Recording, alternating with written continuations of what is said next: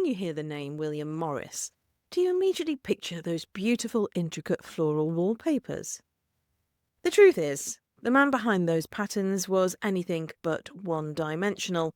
He was a designer, a writer, a printer, a political firebrand, and his fingerprints all over London, if you know where to look.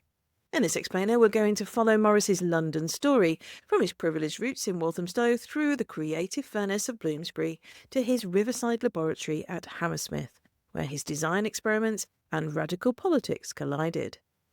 By the end, when you see a Morris print on a cushion or tote bag, you may never look at it quite the same way again. We start in 1837. William Morris is born at Elm House in Walthamstow, then in Essex, into a very comfortable middle-class family, thanks to his father's success as a city financier. In his teens, the family moved to nearby Waterhouse in Walthamstow, a grand Georgian home, all balance, symmetry, and crafted detail.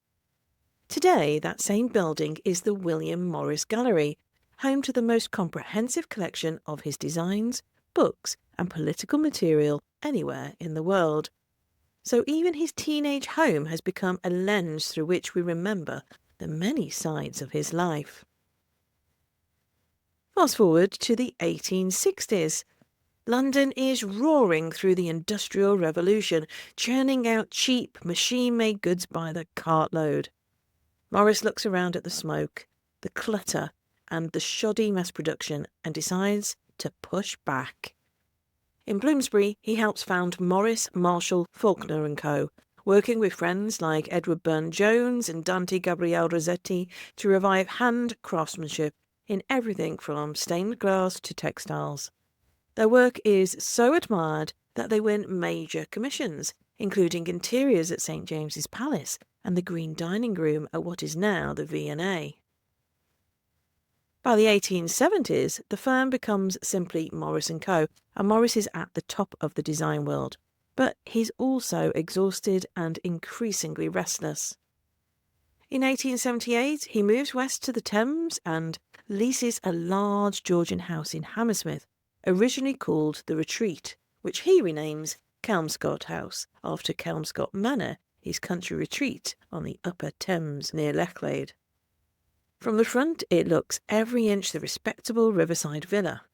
But inside, Morris is turning rooms into workspaces, experimenting with weaving, dyeing and carpet making, while still running the business and writing poetry. Just behind that elegant facade, in the former coach house, something even more surprising is happening. In the 1880s, Morris throws himself into socialism, helping to form the Socialist League and using the coach house as a meeting place for lectures and debates. Thinkers like Friedrich Engels and Peter Kropotkin are connected to this world, and George Bernard Shaw is among those who speak there.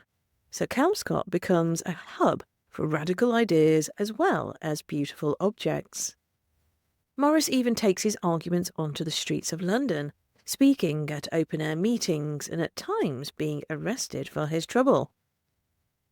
In the 1890s, as his health declines, Morris channels his energy into one final experiment, the Kelmscott Press, founded at Hammersmith in 1891. Just as he rejected cheap furniture, he now rejects flimsy, mass-produced bucks, designing his own typefaces, insisting on fine handmade paper and richly illustrated pages. The masterpiece of this venture is the Kelmscott Chaucer, widely regarded as one of the most beautiful printed books of the 19th century, and completed only months before his death in 1896. Today you can literally walk Morris's London. In Walthamstow, at the William Morris Gallery at Waterhouse, presents his designs, writings and activism in the very rooms where he grew up. In Hammersmith, the William Morris Society keeps his memory alive at Kelmscott House, using the historic coach house and basement rooms as a small museum and event space beside the Thames. Step inside and you can still see original Morris & Co. fireplaces and designs, the physical proof that his obsession with good materials and careful making really did stand the test of time. So, if William Morris were to stroll through London today, Past our fast fashion and flat-pack furniture and endlessly scrolling screens, what do you think he would try to redesign first? Would it be our homes, our working lives, or perhaps the way we value people who actually make the things we use every day? Don't forget to subscribe to learn more about London.